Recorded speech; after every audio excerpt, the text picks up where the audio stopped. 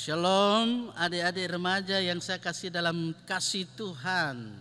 Tentu dalam suasana kita bersama boleh memperingati peristiwa Pentakosta, peristiwa ketuangan Roh Kudus. Berarti dalam kehidupan kita memiliki semangat. Adik-adik memiliki semangat?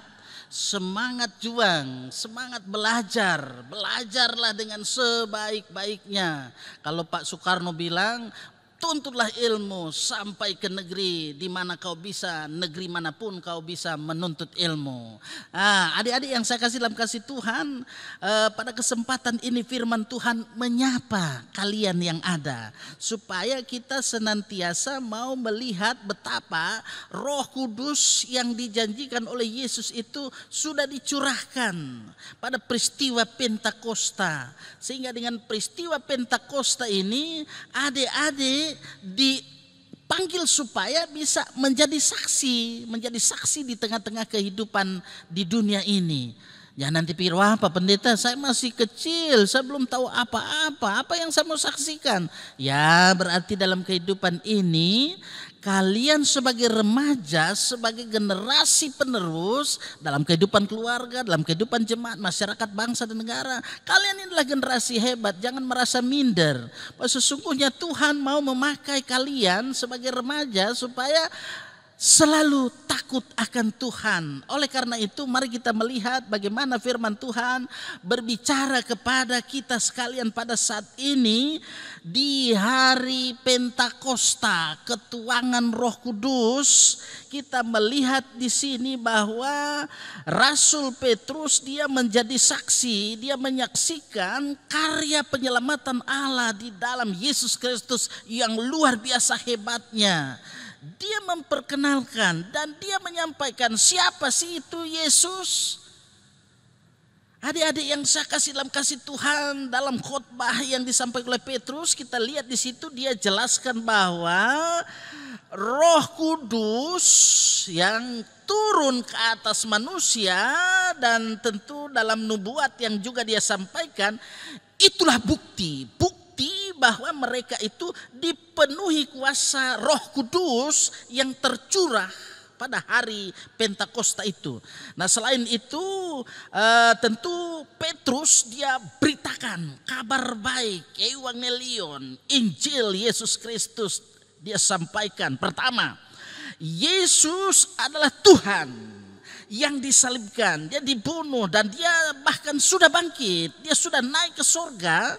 Dan tentu kita melihat di sini sesungguhnya kita sebagai orang yang percaya adalah orang-orang yang sudah dilepaskan dari sengsara maut itu. Kalau adik-adik melihat itu dan membacanya itu di ayat 22 hingga 24 dari Kisah Para Rasul pasal 2. Nah, kita ini adalah orang-orang yang tentu memiliki yang hebat. Ada lagunya kan, Yesusku luar biasa. Jadi Yesus yang kita imani itu adalah luar biasa. Dia hebat. Ia mampu memberikan hidupnya meski dia disiksa, meski ia dihina, dia dibunuh, tetapi dia bangkit, dia hidup kekal, bahkan dia telah naik ke surga. Sehingga dari surgalah dia mengutus roh kebenaran. Itulah Parakletos. Itulah Roh Kudus yang ia berikan. Apa yang ia telah janjikan pasti ia genapi. Adik-adik yang saya kasih dalam kasih Tuhan, dalam kehidupan ini mari kita selalu mau hidup mencontoh, meneladani apa yang sudah diberikan oleh Yesus Kristus dalam hidup ini. Meskipun ia menderita, sengsara, dihina, kita juga harus menempuh jalan kehidupan sebagaimana Yesus memberikan contoh teladan. Bukan cari-cari persoalan, bukan cari-cari penderitaan, tetapi meskipun penderitaan itu seperti COVID-19 ada pada kita, tapi kita akan mau berjalan bersama kuasa Roh Kudus.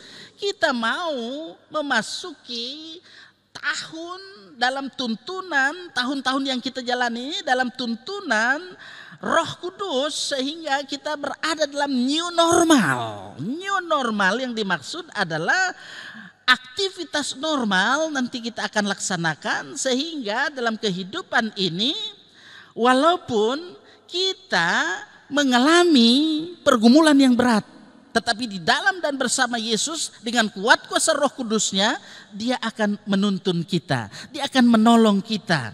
Nah oleh karena itu adik-adik yang saya kasih dalam kasih Tuhan, ingatlah bahwa Allah, ia sendiri turut bekerja dalam kehidupan kita untuk mendatangkan kebaikannya. Karena itu biarlah Allah sendiri yang mengerjakan bagi kita dalam hidup ini. Apa yang bisa kita kerjakan, kerjakan dengan baik. Jangan sembrono, dengan penuh kehati-hatian sehingga segala sesuatu yang kita kerjakan menurut ajarannya itu kita akan selalu boleh hidup di dalam kebenaran firman-Nya. Kita hidup dalam rema firman-Nya, belajar untuk terus mendengar suaranya sehingga kita tahu apa kehendak Tuhan dalam kehidupan kita. Sehingga yang kedua yang harus kita ingat bahwa ketika Yesus Kristus dia akan datang nanti pada kali yang kedua, dia akan memulihkan kerajaan Allah. Itu berarti Allah memberikan kepada kita semua yang ada supaya dalam kehidupan kita ini kita punya kelegaan dan dia mengutus kita. Dia mau supaya adik-adik yang ada sebagai remaja, generasi hebat, generasi milenial yang ada terus boleh hidup di dalam kasih-Nya, dalam kuat kuasa Roh Kudus, sehingga bersama dengan kuat kuasa Roh Kudus kehidupan kita sudah pasti berubah. Ya, sudah pasti berubah untuk mengatasi resiko, terlebih resiko wabah yang ada pada saat ini, pandemi Corona COVID-19. Maju terus, pantang mundur, sehingga dalam kehidupan ini kita terus berada di new normal, dalam tatanan kehidupan baru. Tuhan akan terus bersama kita lihat kuasa Roh Kudusnya di dalam kasih-Nya. Mari berjuang bersama. Soli Deo Gloria, kemuliaan hanya bagi Allah. Amin.